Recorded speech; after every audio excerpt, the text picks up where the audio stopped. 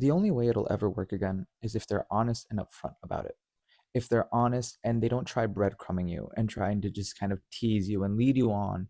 If you guys separated for a major reason, then if they want to come back into your life, they have to be upfront about it. They have to say it straight up. I want to talk to you again. I want to reach out.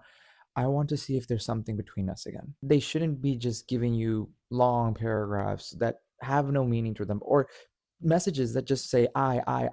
Because what about you? What about you? Where in that message is you in there? If you have someone in your past that has reached out to you, look at that message again and look at it carefully. Where do they mention you and what you need and what you want?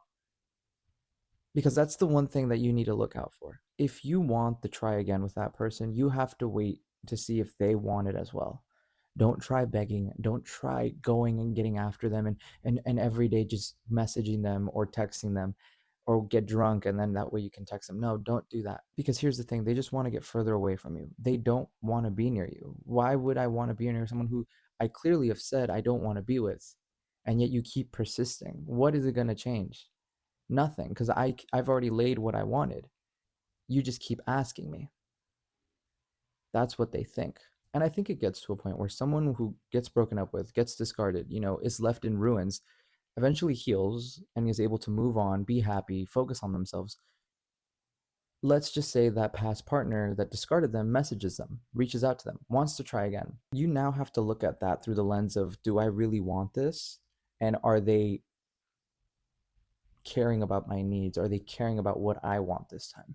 Or are they just caring about what they want, what they're going to get out? Because maybe the grass wasn't greener on the side that they went on and they realize too late and they come back to you and they're like, I want you, I want you, I want you. Okay, but have you thought about what I wanted? That's where you need to kind of read between the lines if you can. Because it happens a lot. People will reach out to you again from your past when something goes wrong because you are comfort. You were their comfort. You were someone that brought them comfort, brought them happiness, could make them true to themselves. So if things get tough, they might just reach out to you because they want reassurance. You give them that reassurance, thinking that maybe they want to try again, and then little do you know, they don't text you again. It's nothing. And you get led on thinking and believing that maybe this time they text me, they'll want me. No, they just want to know if you're available to them. And that's hard. It sucks because you don't want to feel that. You want to get chosen by someone who really chooses you for you.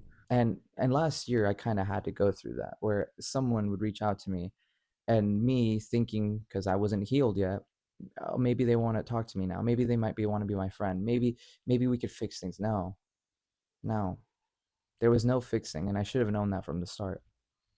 But instead, I played along with the game, and finally, I think probably 6 months later, when they finally reached out to me again, I was as dry as I could ever be and didn't say anything.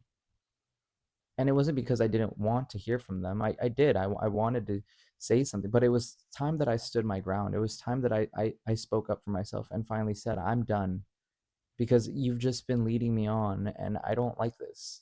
I'm not a toy that can be used. I'm not someone that you can just reach out to whenever. I'm a person too with my own feelings. And whenever you text me, it feels like you're just playing around with me. And that's what hurts because I think a lot of us go through that where they text us and we think that maybe this time it'll work, but it's just we're getting toyed with our feelings.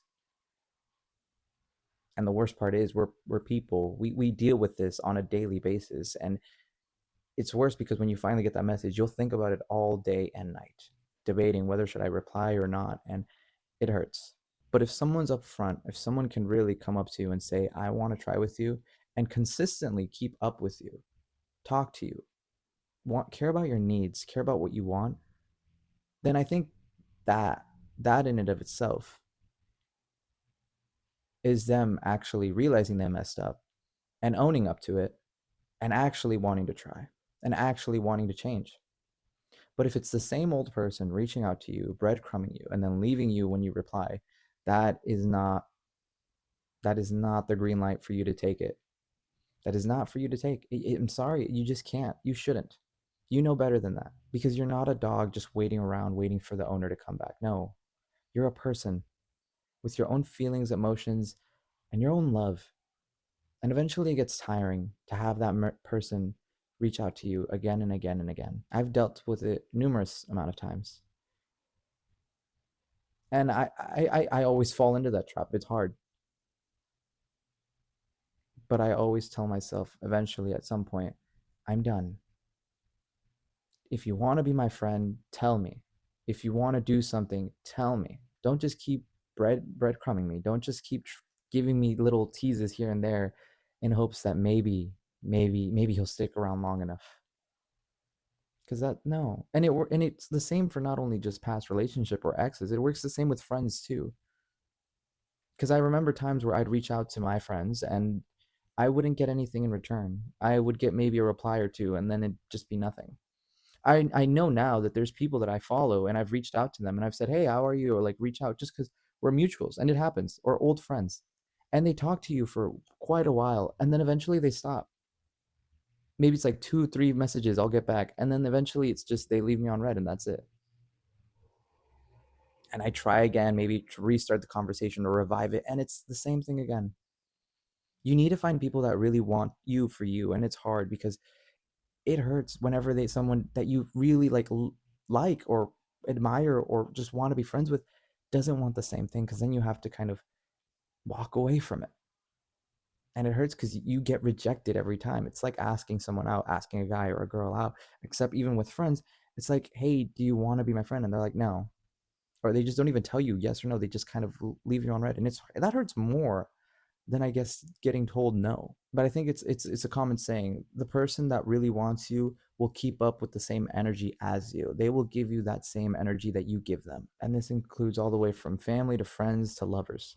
But I think more importantly to friends and lovers. Don't be putting up with the BS of them breadcrumbing you. And if you are getting breadcrumbed, you kind of have to take the stance now if you can. It's hard. I know you like this person. You want this person to be your friend. You have a crush on this person, or you want this person to be your lover, or it's a past lover. But eventually it gets to a point where you even have to tell yourself, is this something I want to be used for? Is this all I want to be known for?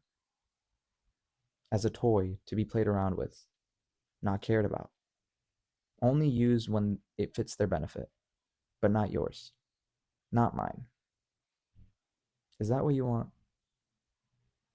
You're a person. Try looking for that other person that'll match your energy. Match what you want.